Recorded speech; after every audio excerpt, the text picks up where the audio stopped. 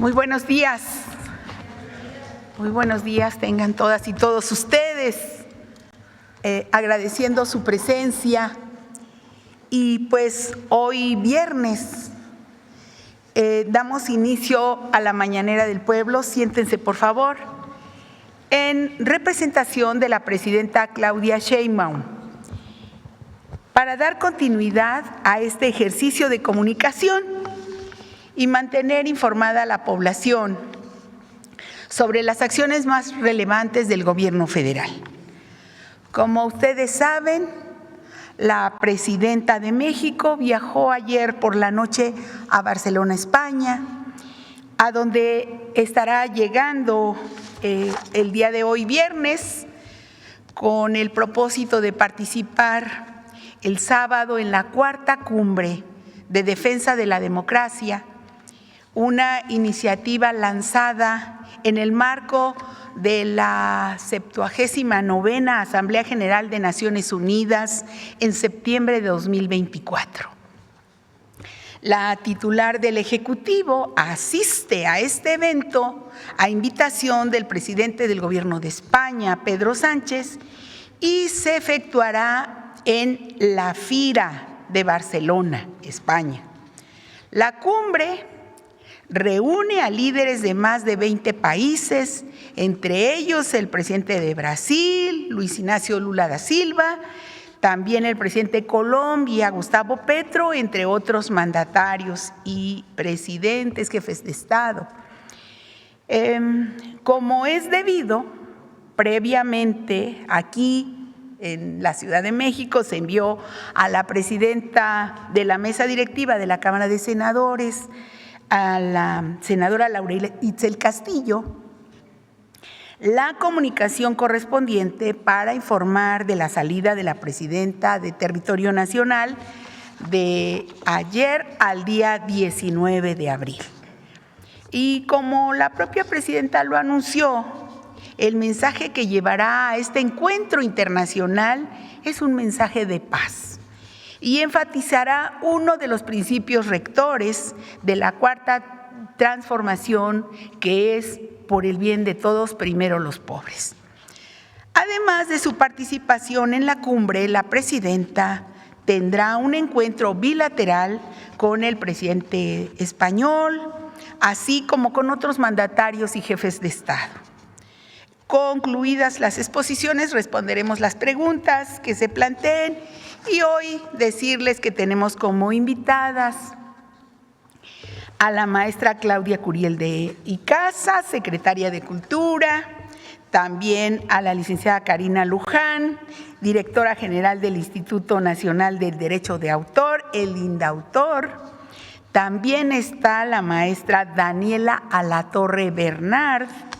Ella es directora general del Instituto Mexicano de Cinematografía, el IMCINE. Ellas estarán abordando el tema de la aprobación de la iniciativa de la nueva Ley Federal de Cine y el Audiovisual, así como la reforma a la Ley Federal de Trabajo y la Ley Federal de Derecho de Autor. También el invitado es el maestro Bulmaro Juárez Sánchez, divulgador de lenguas indígenas, y pues estará con la gustada sección Suave Patria. Así que estamos el día de hoy aquí en la representación de la presidenta, atentos a sus preguntas. Muchas gracias. Adelante, por favor. Muchas gracias, secretaria. Con su permiso, muy buenos días a todas y a todos. Hoy estoy con mis compañeras Karina Luján de INDAUTOR, Daniela Alatorre, directora del IMCINE, porque queremos presentarles dos grandes noticias, que son la aprobación de una ley de cine y reformas a la ley de INDAUTOR, que parten de una misma visión del Gobierno de México, de una política cultural, que es fortalecer al sector cultural y proteger los derechos de quienes trabajan con la voz y con la imagen. Estas leyes fueron aprobadas el día miércoles y hoy queremos presentar pues en qué consisten, cuáles van a ser estos beneficios para la comunidad, para la industria, para el sector cultural, y agradecer porque la ley, la primera que voy a presentar, que es la Ley del Cine y el Audiovisual, es una actualización después de 30 años, que fue una ley impulsada por muchas comunidades culturales, muchos funcionarios. Es una ley que se ha trabajado desde hace muchísimo tiempo y que nos tocó en el segundo piso de la transformación dar luz a esta Ley Federal de Cine y el Audiovisual. Esta ley, como su nombre lo indica, es Ley Federal de Cine y incluye el audiovisual. A diferencia de la ley anterior de hace 30 años, solamente era Ley Federal de Cinematografía. Y de inicio pues se concebía al cine como película. De película hablamos del formato que es esta película, que ahorita Daniela nos explicará de manera mucho más interesante y profunda, pero estamos hablando que hoy el cine tiene un ecosistema mucho más complejo. Hoy el cine se filma con distintos soportes, también digitales. Hoy el cine circula no solamente en las salas de cine, circula también en las plataformas, en los dispositivos, y hoy el cine pues tiene una implicación a nivel internacional desde otro frente que tiene que ver justamente con esta producción y las distintas cadenas de producción.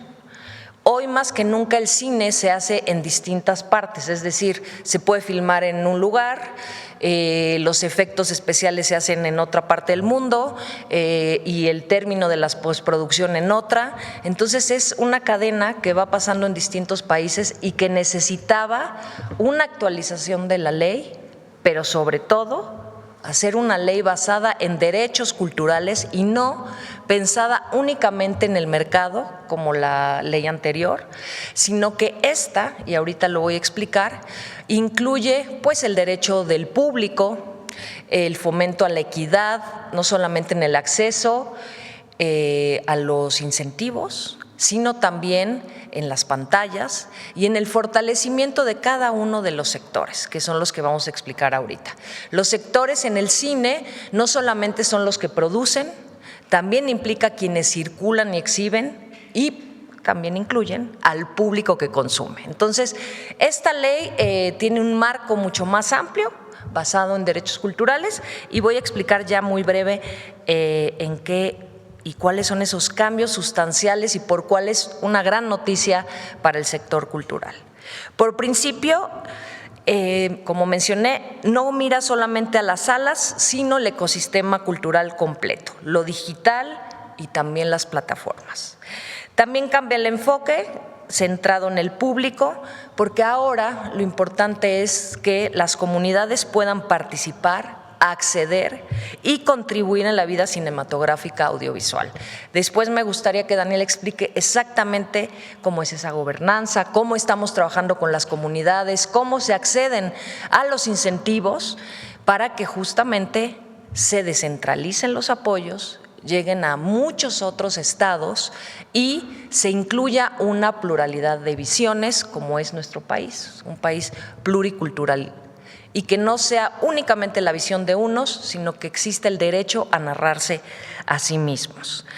Esta ley enfatiza el derecho y tiene una atención prioritaria en infancias, juventudes y grupos en situación de vulnerabilidad, y también cambia la arquitectura del fomento. Este es uno de los puntos centrales que fue una lucha de la comunidad cinematográfica y que concluye en esta ley.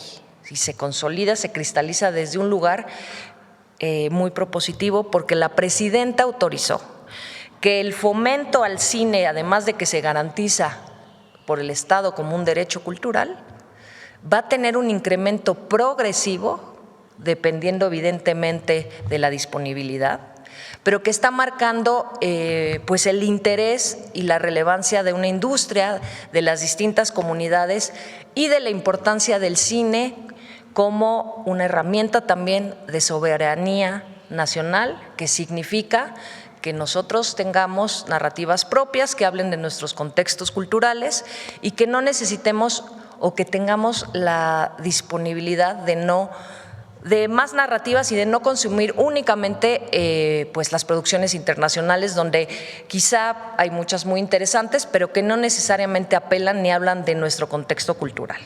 Eso es muy importante. Esto sirve justamente para garantizar la presencia del cine real mexicano en mejores condiciones de circulación, porque además, algo que es también muy importante, es que se mantiene el 10% de exhibición en salas, algo que ya venía en la ley pasada, pero que ahora se aumenta para el cine mexicano y se amplía de 7 a 14 días el periodo mínimo en cartelera, y se estará supervisando de manera semestral para que la exhibición del cine nacional pues tenga mayor presencia y pueda tener mayor competitividad frente a las grandes industrias. Esto también es una ganancia de la comunidad en coordinación, porque además hay que decirlo, en una coordinación con todas las cadenas y el ecosistema audiovisual que están apostando por el cine mexicano.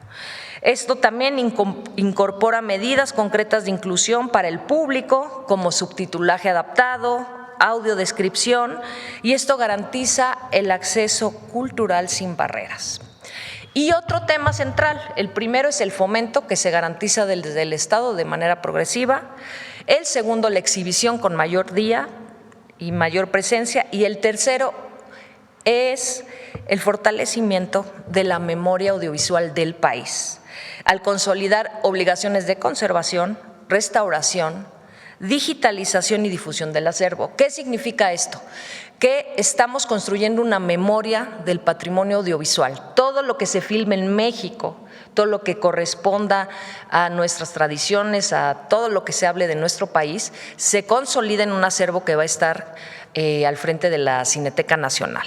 Anteriormente, se filmaba mucho, pero no necesariamente había un archivo. Entonces, muchos directores para regresar a su película tenían que buscarla, pedir permiso. Más allá del tema de los permisos de exhibición, va a haber una consolidación y un acervo que va a hablar de toda la memoria audiovisual de nuestro país, de nuestras creadoras, de nuestros creadores. La segunda es la reforma a la Ley de Derecho de Autor y Ley Federal del Trabajo. No sé si ustedes recuerdan que en algún momento los artistas de doblaje, que además los intérpretes y los artistas de doblaje en México son de los mejores del mundo, se manifestaron y pidieron que hubiera un apoyo del gobierno para proteger su trabajo frente al uso indebido de la inteligencia artificial o frente a quienes hacían uso de su trabajo sin remuneración justa. Nos reunimos con la comunidad, con la consejería, con las plataformas, con todo el ecosistema, y se atiende el problema actual, que es uno de los más importantes, y ustedes lo conocen, que es la inteligencia artificial, que difícilmente se ha regulado en el mundo porque es algo que va mutando y que implica mucha complejidad, pero que en esto sería una de las primeras que regulamos en el campo de la cultura, que es el uso de inteligencia artificial y otras herramientas tecnológicas para reproducir o utilizar la voz y la imagen de personas intérpretes sin consentimiento. Pasaba que se usaba la voz, se reproducía eternamente, no había remuneración justa, aparecían sus voces modificadas con inteligencia artificial, nadie les avisaba, y esto es para proteger justamente a los artistas intérpretes. Con esto, ¿en qué cambia? Gracias a esta reforma, pues se reconoce con mayor claridad la voz, la imagen como parte del trabajo artístico y de la identidad profesional. Se establece que cualquier uso mediante herramientas tecnológicas requiere de autorización expresa e informada y condiciones contractuales claras. Esto suena quizá muy obvio, pero no era así. Entonces es algo que es muy, muy importante. Y también se fortalecen los mecanismos para evitar la suplantación o el uso no autorizado. Esto sirve, insisto, para proteger la fuente de trabajo de intérpretes, actores y voces profesionales, para evitar que la tecnología sustituya de forma indebida la labor humana. Si bien la inteligencia artificial en algunos campos puede ser muy benéfica, muy beneficiosa, en el campo cultural tenemos que ser muy cuidadosos para que no sustituya o para que no suplante el trabajo de los artistas. Y para darle, por supuesto, certeza jurídica a un terreno donde la innovación en algún momento avanzó mucho más rápido que la legislación, pues bueno, nos estamos poniendo al corriente con esta iniciativa que ahora ya se aprobó y que da derechos a los trabajadores en el tema de voz y tal. También se establece que la tecnología sí, quizá puede avanzar, pero no a costa de los derechos y el trabajo de quienes crean, y distingue, algo que también es muy importante, distingue la suplantación indebida y los usos legítimos como la parodia y la sátira. Esto es muy importante porque la libertad de expresión en este país pues es fundamental, y tenían reserva en algunos casos de pensar que por no tener el uso expreso ya no se pudiera hacer sátira o parodia. Esto no tiene nada que ver, son cosas distintas. Por supuesto que está permitido porque no se está haciendo uso, no se está tratando de equiparar exactamente la voz de los artistas, sino de hacer una sátira o de hacer una parodia, que es parte también de la crítica y de la disidencia que es legal en nuestro país. Estas dos aprobaciones son fundamentales, como mencioné, actualiza las normativas, nos ponemos al corriente también con los avances tecnológicos y protegemos a los artistas. Eso es cuanto en relación a la aprobación, secretaria, y también están mis compañeras ahorita para que nos hagan preguntas y podamos profundizar y les podamos dar más información. Y solo recordar que el Circuito Nacional de Festivales por la Paz, que presentamos con la presidenta y que lleva ya varias semanas, donde estamos trabajando con los distintos estados y vamos a atender a más de 7 millones de jóvenes como parte de atención a las causas, como el derecho a la cultura, a la participación. Vamos a tener el día de mañana en Veracruz un concierto masivo con un artista de música electrónica, porque nos basamos en lo que nos van pidiendo las comunidades, en un festival que estamos haciendo en colaboración con ellos, con el Estado, agradecerle a la gobernadora, a la secretaria de Cultura, el Festival Puerto Sonoro, en la macroplaza del Malecón de Veracruz, y vamos a tener muchas propuestas, empezando por talento local. ¿Qué quiere decir? Que hay artistas, DJs locales, también hay sonideros, hay muchos artistas de la propia comunidad de Veracruz y del propio país, y también un artista internacional que se llama Martin Garrix, que comparte cartel con el Jarocho Selector o talento como Exodia, Tadeo Fernández, Jessica, Sonido Famoso, y toda esta diversidad de géneros pues permite la convocatoria a un encuentro para jóvenes, para las familias, acceso gratuito, así que nos vemos mañana en Veracruz, inicia a partir de las 4 de la tarde y estaremos ahí en una gran fiesta. También estarán los Ángeles Azules este fin de semana en Cancún, que se suma al Circuito de Paz, y me gustaría ir a un video, Belmont, si puedes, con Veracruz, para que se animen, allá nos vemos.